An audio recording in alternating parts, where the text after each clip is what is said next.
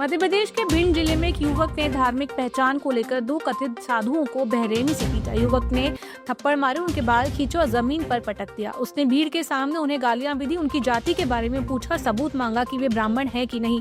दरअसल बाईपास क्षेत्र में दो कथित साधु भगवा चोला पहने हुए भिक्षा मांग रहे थे। दौरान एक स्थानीय युवक मौके पर पहुंचा, दोनों साधुओं से सवाल जवाब करने लगा। साधु सवालों का संतोषजनक जवाब नहीं दे पाए, जिससे युवक भड़क गया। इस दौरान युवक ने नकली साधु बताते हुए मारपीट की। वीडियो में युवक ये कहते हुए भी नजर आ रहा है कि साधुओं के पास मौजूद कुछ दस्तावेज उर्दू भाषा में लिखे हुए हैं। उसने सवाल उठाया कि अगर वे हिंदू साधु हैं तो उर्दू में लिखे कागजात क्यों रखे हैं। फिलहाल पुलिस द्वारा साधु और आरोपी की जानकारी जुटाई जा रही है। जांच में दोषी पाए जाने वालों के खिलाफ सख्त कार्रवाई की जाएगी। ब्राह्मणों को लेकर की जाने वाली टिप्पणियों और उन्हें जातिवादी विचारधारा में लपेटने के मामलों पर पूर्व अपर मुख्य सचिव मनोज श्रीवास्तव ने बड़ा बयान दिया है। उन्होंने कहा कि ब्राह्मणों को जबरन जातिवाद के दायरों में लाया जाता है, जबकि ब्राह्मण कोई जाति नहीं बल्कि एक वर्ण है। रिटायर्ड आईएएस और पूर्व राज्य निर्वाचन आयुक्त मनोज श्रीवास्तव ने अपने फेसबुक वॉल पर लिखा कि यदि ब्राह्मणों को जाति की अवधारणा पसंद होती तो स्वयं ब्राह्मणों के भीतर भी वैसी ही उपजातियां होती जैसी आरक्षित वर्गों में देखने को मिलती है।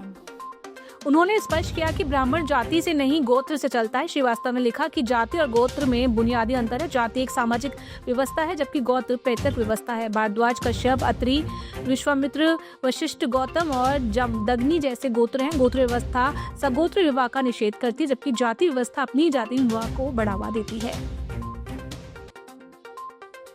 शहडोल जिले के जय सिंह नगर वन परिक्षेत्र में करंट लगने से रविवार रात एक नर और एक मादा बाघ की मौत हो गई। करपा बीच क्षेत्र में हुई इस घटना से वन विभाग सख्ते में। सूचना मिलते ही वरिष्ठ अधिकारी मौके पर पहुंचे और तत्काल जांच शुरू की गई। वन विभाग को रविवार रात सर्किल मसिरा के RF 382 क्षेत्र के पास एक बाघ का शव मिलने की सूचना मिली थी। प्रारंभिक जाँच के दौरान सोमवार तड़के उसी क्षेत्र में एक बाघिन का शव भी बरामद हुआ। दोनों शव राजस्व क्षेत्र में एक दूसरे के नजदीक पाए गए, जिससे पुष्टि हुई कि उनकी मौत एक ही घटना में हुई है।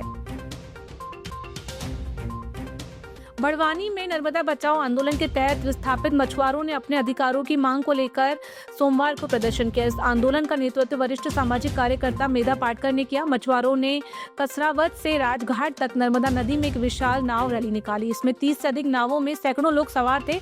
रैली के जरिए उन्होंने सरकार का ध्यान अपनी लंबित मांगों की ओर आकर्षित किया। रैली के बाद मछुआरा संगठनों की ओर से कलेक्टर बड़वानी को एक विस्तृत ज्ञापन सौंपा जाएगा।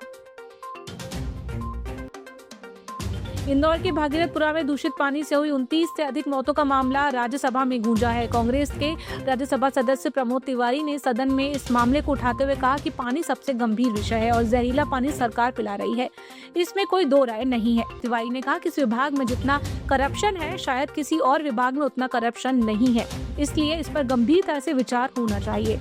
उन्होंने केंद्रीय मंत्री से आग्रह किया कि इसकी कार्य योजना से अवगत कराएं। ग्वालियर में 10 साल के तीसरी कक्षा के बच्चे का शव फांसी पर लटका मिला। पिता के ड्यूटी पर जाने के बाद बच्चा घर में अकेला था। उसी मकान में किराए से रहने वाले पिता के दोस्त ने जब बच्चे को देखने के लिए दरवाजा खटखटाया, काफी देर तक कोई प्रतिक्रिया नहीं मिली। अंदर जाकर देखा तो बच्चा बेड पर लगी कील से फांसी के फंदे पर लटका हुआ था। इसकी सूचना तत्काल बच्चे के पिता को दी गई। घटना झांसी रोड थाना क्षेत्र के गड्ढे वाले मोहल्ले की गली नंबर 1 की है।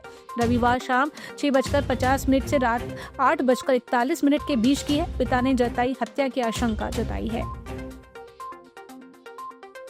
प्रदेश में एक बार फिर से आंधी, ओले और बारिश वाला मौसम है। सोमवार सुबह अशोकनगर, आगरमालवा, टीकमगढ़ में बारिश हुई। वहीं कई जिलों में घना कोहरा छाया रहा है। हालांकि ठंड का असर कम है और न्यूनतम तापमान 10 डिग्री से ऊपर ही चल रहा है।